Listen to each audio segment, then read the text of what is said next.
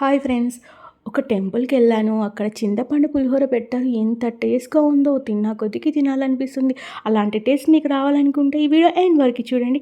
అంత టేస్ట్ వస్తుంది. చింతపండు పులిహోర ఎలా ప్రిపరేషన్ చేస్తున్నా అంటే, చింతపండును ముందుగా కడిగి పెట్టుకొని ఒక బౌల్లో వాటర్ వేసేసుకొని ఈ విధంగా ఉడికించుకుంటున్నాను. దీంట్లో కొద్దిగా బెల్లం అనేది యాడ్ చేసేస్తున్నాను. ఈ బెల్లం కరిగేంత వరకు మనం ఉడికించుకోవాలి.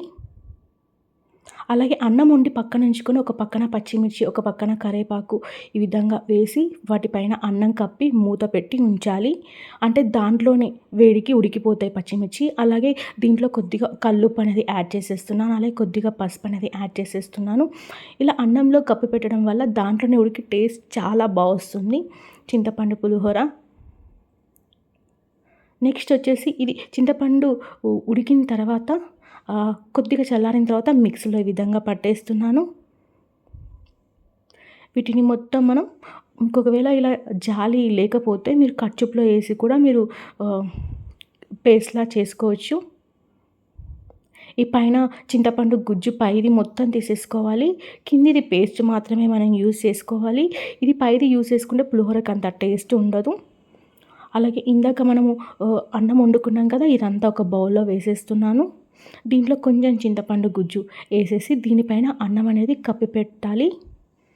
ఈ విధంగా కప్పి పెడితే మనకు అంత మంచి టేస్ట్ అనేది వస్తుంది. దాంట్లోనే కొంచెం ఉడికి టేస్ట్ అనేది చాలా బాగా వస్తుంది. ఈ పులిహోర వచ్చేసి మనకు 3 రోజులు నిల్వ ఉంటుంది. ఒకవేళ తిరుపతికి కానీ షిరిడి కానీ వెళ్తే ఈ విధంగా పులిహోర చేసుకొని పెట్టుకుంటే బెటర్ కదండి. స్టవ్ అనేది యాడ్ చేసేసి ఒక బౌల్ పెట్టుకొని దాంట్లో కొద్దిగా ఆయిల్ అనేది యాడ్ చేసేస్తున్నాను. అలాగే కొద్దిగా పల్లీలు, ఆయిల్ అనేది ఎక్కువ వేసుకోవాలి. కొద్దిగా మినపప్పు, కొద్దిగా శనగపప్పు, పచ్చిశనగపప్పు నానబెట్టలేదని నేను డైరెక్ట్ వేసాను. కొద్దిగా ఆవాలు, కొద్దిగా జీలకర్ర యాడ్ చేసేస్తున్నాను. అలాగే ఎండుమిర్చి కూడా యాడ్ చేసేస్తున్నాను. మీడియం ఫ్లేమ్లోనే కుక్ చేసుకోవాలి. హై ఫ్లేమ్లో కుక్ చేసుకోవద్దు. అంత టేస్ట్ మాత్రం ఉండదు హై ఫ్లేమ్లో. మీడియం ఫ్లేమ్లో కుక్ చేసుకుంటే టేస్ట్ మాత్రం సూపర్గా ఉంటుంది. ఇది కొంచెం ఫ్రై అయిపోయింది. దీంట్లో కొంచెం కరివేపాకు కూడా యాడ్ చేసేస్తున్నాను. కొద్దిగా లైట్గా పసుపు అనేది యాడ్ చేసేస్తున్నాను. ఎక్కువ యాడ్ చేస్తే చేదవుతుంది. మనం ఇందాక చింతపండు గుజ్జులో వేసాం కదా, లైట్గా వేసాను. అలాగే కొద్దిగా ఇంగువ వేస్తున్నాను.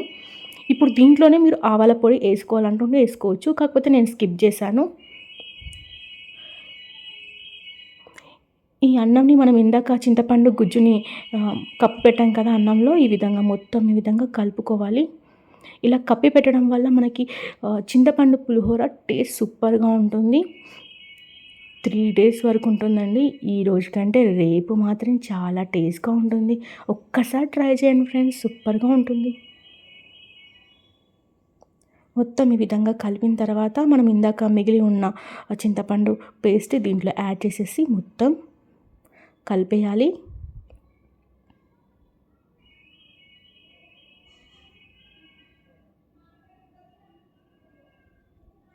మొత్తం కలిపేయాలి.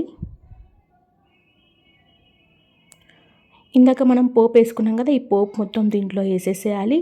ఉప్పు అనేది వేయకూడదండి. మనం ఇందాక చింతపండు గుజ్జులో వేసాం కాబట్టి మొత్తం అదే సరిపోతుంది. ఒకటి సరిపోతే కొద్దిగా లైట్గా యాడ్ చేసేసుకోండి. ఇలా పిల్లలకి కనుక పెడితే ఎంతో ఇష్టంగా తింటారు. ఇలా మనం చింతపండును ఉడకబెట్టి ఫ్రిడ్జ్లో కూడా స్టోర్ చేసుకుంటే ఒక 15 days వరకు ఉంటుంది. దేవునికి చింతపండు పులిహోర నైవేద్యం రెడీ అయిపోయిందండి. మీరు కూడా ఇలాంటి ఆరోగ్యమైన చింతపండు పులిహోర తిని ఆరోగ్యంగా ఉండాలని మనస్ఫూర్తిగా కోరుకుంటున్నానండి. ఫస్ట్ టైం నా వీడియో చూస్తే లైక్ చేయండి, షేర్ చేయండి, కామెంట్ పెట్టండి. చూడండి, నేను మా తులసి మాతకు కూడా పెట్టేస్తున్నాను నైవేద్యం చింతపండు పులిహోర. మీరు కూడా చేసుకోండి, టేస్ట్ మాత్రం సూపర్గా ఉంటుందండి. Thank you for watching video. Next వీడియోలో కలుద్దామా. మా బేబీ మాత్రం ఇలా చేస్తే పులిహోర పులిహోర అంటుంది. చూడండి మా బేబీ. ఇలా పిల్లలకి ఏదో ఒక విధంగా మనం ఏదో ఒకటి హెల్తీ ఫుడ్ ఇవ్వడం వల్ల వాళ్ళ హెల్త్ కూడా చాలా బాగుంటుంది. మోస్ట్లీ అవుట్ సైడ్ ఫుడ్ కంటే ఇంట్లో చేసిన ఫుడ్డే బెస్ట్ అని మై అభిప్రాయం.